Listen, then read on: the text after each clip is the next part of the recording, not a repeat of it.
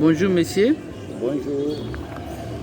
Est-ce que Toro et Bayo se présenter toi et Bayo pe bande ko balanda biso baye ba ko Bayo? Oui, bien sûr. Naza Mokoya Mwana Mboka Titi Makakala. Naza na Congo Central. Na utaiki kozala candidat na niveau provincial. Et si bagité, mais du moins, dans ma songape samakasi, tu vas beaucoup lisusu, koya ko postuler dans les jours à venir. Merci Mwana Mboka ndeko Titi Makakala. Tozaro yo pe mingi ozolobela sur ko soutenir Mokonzi Mboka, le président de la République, son excellence Fatou Beton. Yo na Congo Central, mais ozo soutenir le président Fatou Beton.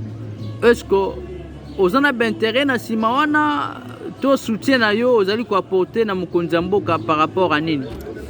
Merci beaucoup pour la parole, monsieur le journaliste. Bon, pour soutenir Fatou Beton, président Nabiso, exact que non faut nazalana na Kasai ou bien nazalana na Katanga ou bien nazalana na Équateur, mais en tant que Congolais, par rapport à l'actualité, par rapport à l'avantage, donc raison pour laquelle nous avons conscientisé le peuple Congo, toyebana ko soutenir président Nabiso Félix Antoine Tshisekedi Tshilombo par rapport à l'avantage au biso peuple Congo to kominango parce que na régime sortant régime Ouito Bima, tout cela qui vraiment étouffé.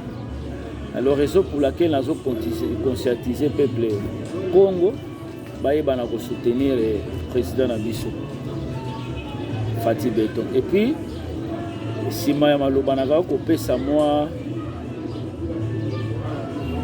ba détail muke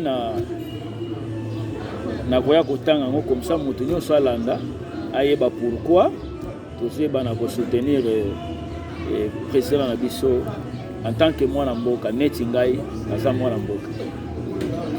Oui, bien sûr, parce que notre président aza Mwana Mboka. Viba des autres lelo comme na Mboka Nabiso.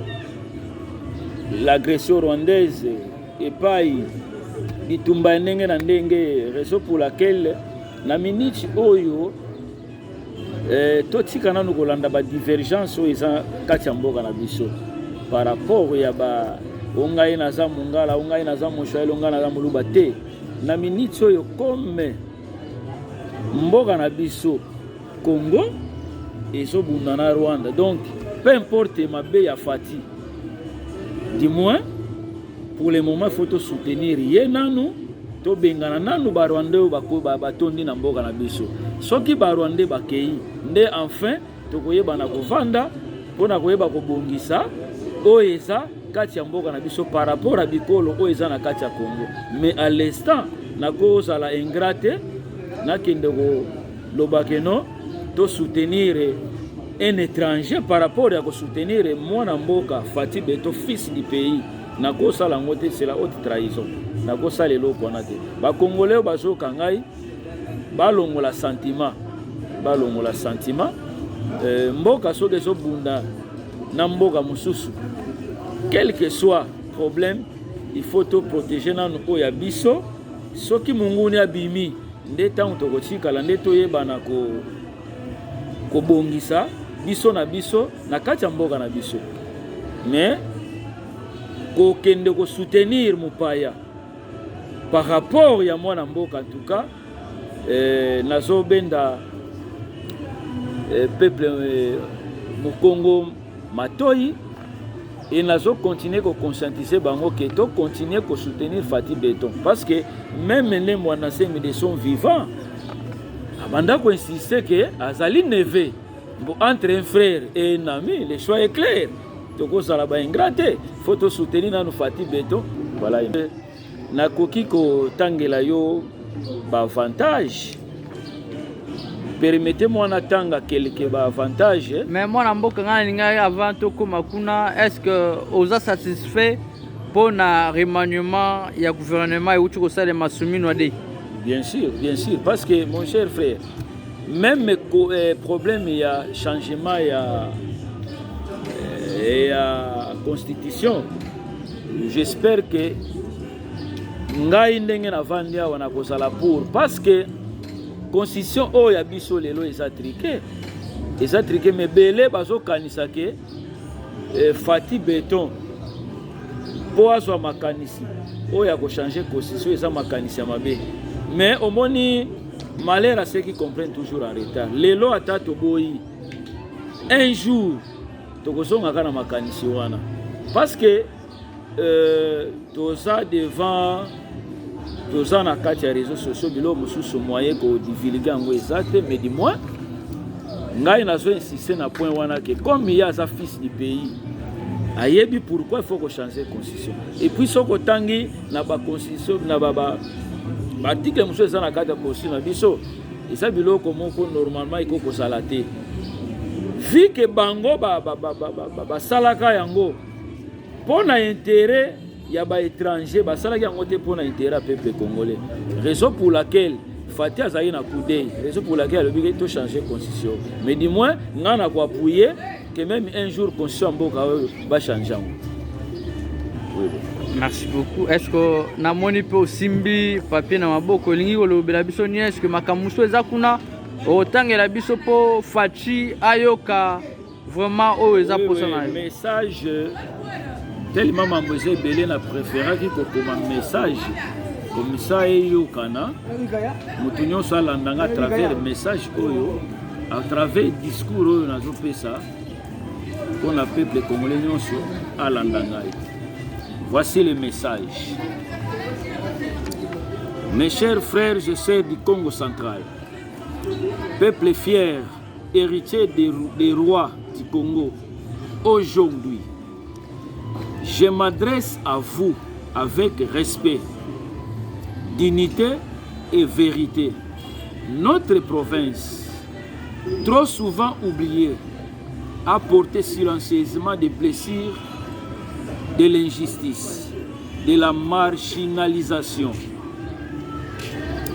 de la répression pendant des années. Nos voix ont été étouffées, nos leaders diabolisés, notre culture ignorée. Nous n'avons jamais demandé la guerre. Nous avons toujours voulu la justice. Nous n'avons jamais demandé le pouvoir pour dominer.